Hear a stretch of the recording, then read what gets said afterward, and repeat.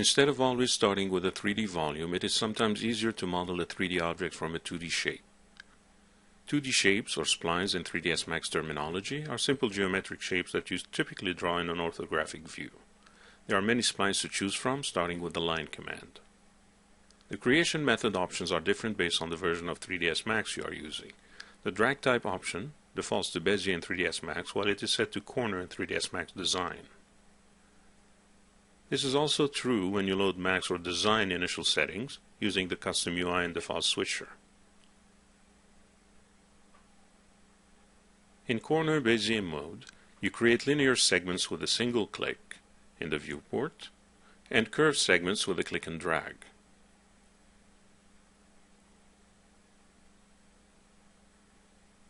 A right click exits the command. This method can be difficult to control at creation time. It is usually easier to start simple and build in detail later. To build a simple profile of a wine glass, for example, you can use the corner method for both initial and drag types.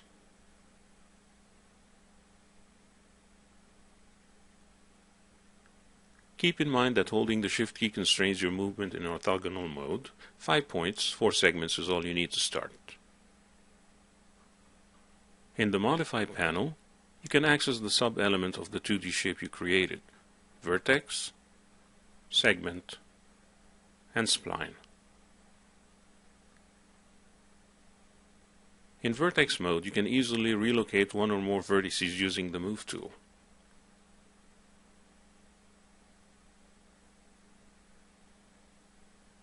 More importantly, you can convert a vertex type from the default corner type to other types using the Quad menu. In smooth mode, you are presented with a curvature that you can only control by moving the vertex. In Bezier mode, handles appear, which give you more control over the curvature.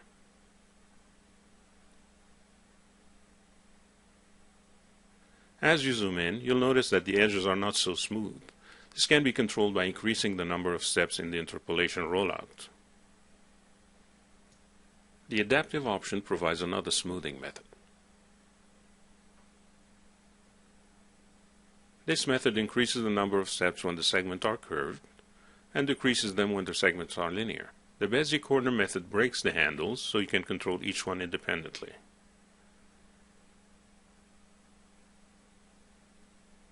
If you need more vertices to control the shape, you can use the Refine tool. This tool inserts a vertex at the point on the shape where the cursor lies.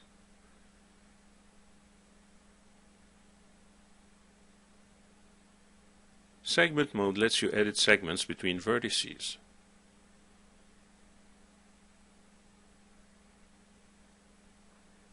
You can easily edit segments by moving or rotating them.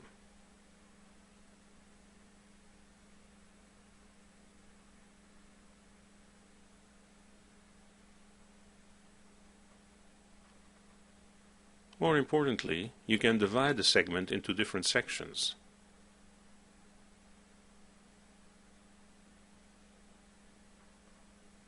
This inserts equidistant vertices, so you do not have to estimate their location using the Refine tool.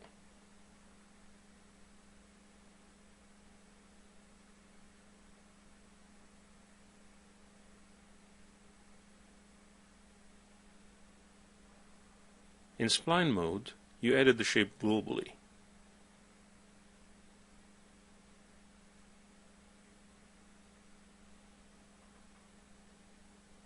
One useful tool in Spline mode is the Outline tool. This creates a double line out of a single shape. You can select the spline, then specify the value in the edit box, or use the Outline button and click and drag the spline.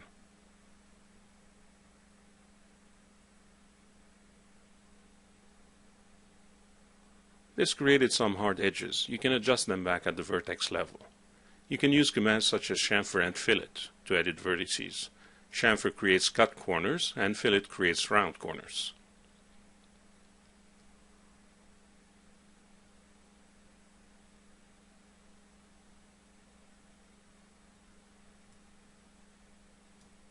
When two or more vertices are close together, you can weld them into one vertex. This is done by selecting two or more vertices, then clicking the Weld tool. For this command to work, the selected vertices must be within the distance specified in the weld threshold.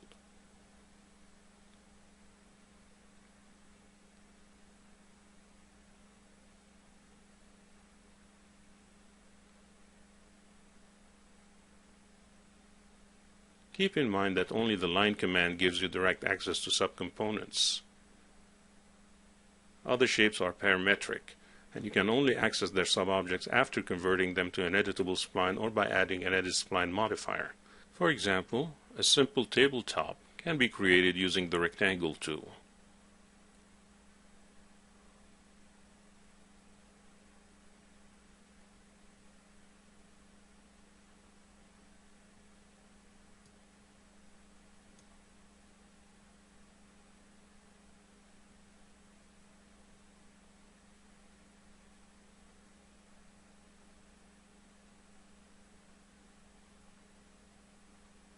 Once converted into an editable spline, you can access subcomponents,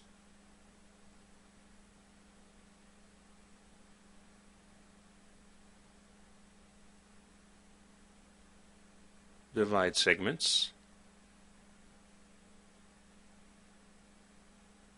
transform vertices, and so on.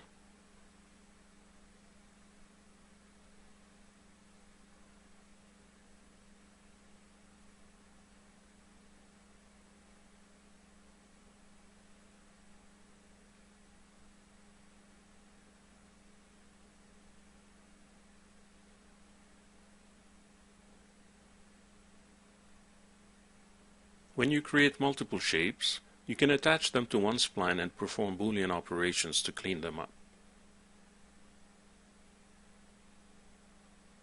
For example, you can create the cross-section for a table leg using circles.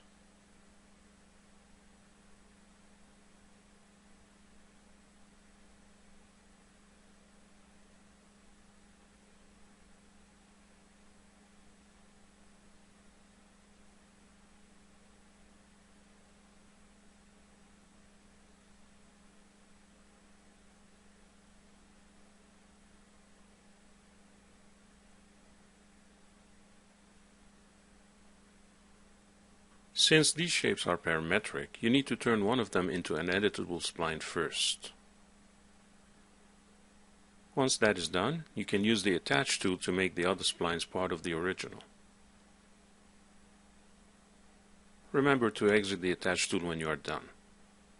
Notice that the other circles didn't need to be converted into editable splines to be attached to the original shape. To use Boolean operations on spline, they must intersect one another. With the original spline selected, make sure the union method is selected and then click the Boolean button. Pick the splines you wish to union. Switch to a different mode such as subtraction if you want to remove a spline from the result. This created a nice cross-section of a table leg.